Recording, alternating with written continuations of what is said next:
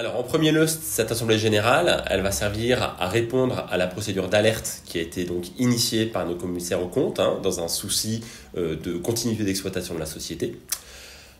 Par ailleurs, point très important, elle permettra également de discuter des résolutions proposées par la société en matière de délégation financière.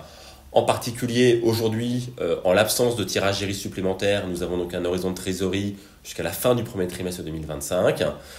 Et donc, en ajoutant les tirages IRIS supplémentaires qui pourraient être éligibles à Poxel, cela permettrait d'étendre l'horizon de trésorerie jusqu'à fin 2025. Encore plus important concernant le programme IRIS, l'adoption de la résolution les concernant, en particulier, permettrait d'éviter l'exigibilité immédiate donc de la dette liée aux ORAN contractés dans le cadre du programme IRIS et également l'exigibilité immédiate donc de l'emprunt obligataire par YPF. Troisièmement, nous reviendrons sur des éléments qui ont été soulignés et que nous avons parfaitement entendus de la part de nos actionnaires lors de la dernière Assemblée générale, en particulier sur le volant rémunération. Nous proposerons donc une nouvelle politique de rémunération pour les mandataires sociaux, avec donc une réduction de 20% de la rémunération du président du conseil, de moi-même et des administrateurs.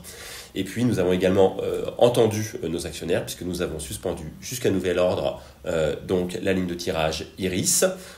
Et je voulais d'ailleurs revenir sur cette ligne de tirage IRIS. Elle est donc utilisée uniquement pour financer les besoins généraux de l'entreprise, par exemple les brevets qui sont essentiels pour nos partenariats et donc nous permettent d'étendre vraiment notre horizon de trésorerie afin de permettre justement de finaliser ces partenariats qui sont en discussion. Et cette ligne IRIS n'est absolument pas utilisée pour le financement de nos autres activités R&D, et en particulier sur notre programme de maladies rares, puisque pour ces programmes de maladies rares, et en particulier le lancement de nouvelles études cliniques, cela passera par des partenariats ou alors d'autres solutions de financement, mais absolument pas par la ligne de financement IRIS.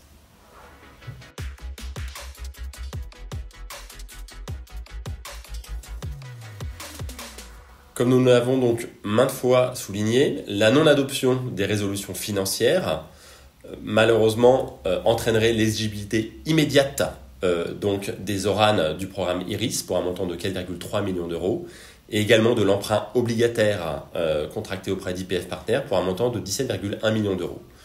Donc ce montant de 21,4 millions d'euros, évidemment, n'est pas soutenable par la société au vu de sa trésorerie actuelle.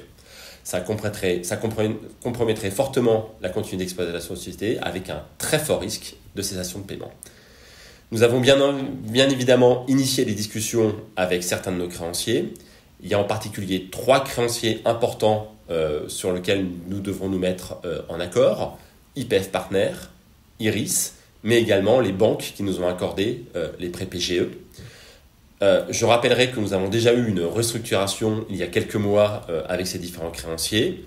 On sait qu'en cas de non-adoption de ces résolutions, une nouvelle restructuration serait extrêmement compliquée, extrêmement délétère pour la société et aurait pour objectif principal de trouver un schéma pour rembourser nos dettes, mais absolument pas pour travailler sur le développement de la société. Et donc, ça rendrait impossible toute création de valeur pour Poxel et ses actionnaires.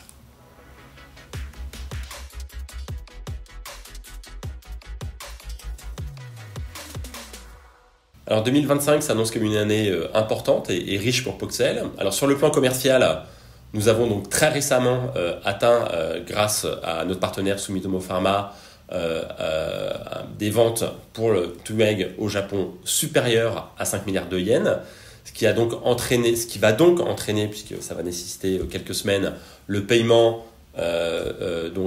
unique d'un montant donc de 500 millions de yens, mais également le passage des royalties de 8 à 10%. Et donc ces montants-là serviront au remboursement de l'emprunt auprès d'Orbimed. Mais ça permettrait également de bénéficier donc, du montant de 5 millions d'euros qui était mis sur un compte dépôt de la part d'Orbimed afin de diminuer à nouveau donc les dettes contractées auprès d'YPF Partners. Cette très bonne dynamique de vente, on pense, va donc continuer au Japon, d'autant plus que, je le rappelle, Sumitomo est en train de discuter avec les autorités de santé réglementaires au Japon des résultats donc de l'étude de phase 4 chez les diabétiques de type 2 qui souffrent d'insuffisance rénale et pour lequel des résultats extrêmement positifs à la fois en termes d'efficacité et de sécurité ont été observés et qui permettront donc d'étendre l'utilisation de l'imeglimin et de Twimeg au Japon à cette sous-population-là. Sous-population, je le rappelle, très importante au Japon, de l'ordre d'à peu près 15%.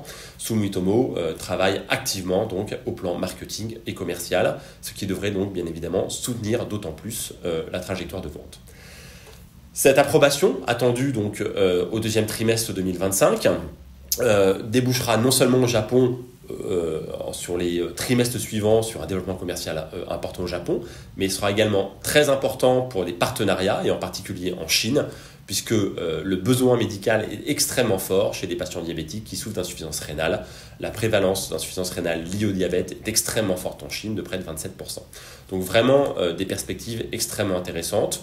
Par ailleurs, en Chine, comme vous l'avez lu, nous venons récemment d'obtenir l'obtention d'un brevet qui permet de couvrir donc, l'utilisation de l'imeglimin chez cette population diabétique qui souffre d'insuffisance rénale, ce qui renforce évidemment la proposition de partenariat de ce produit-là.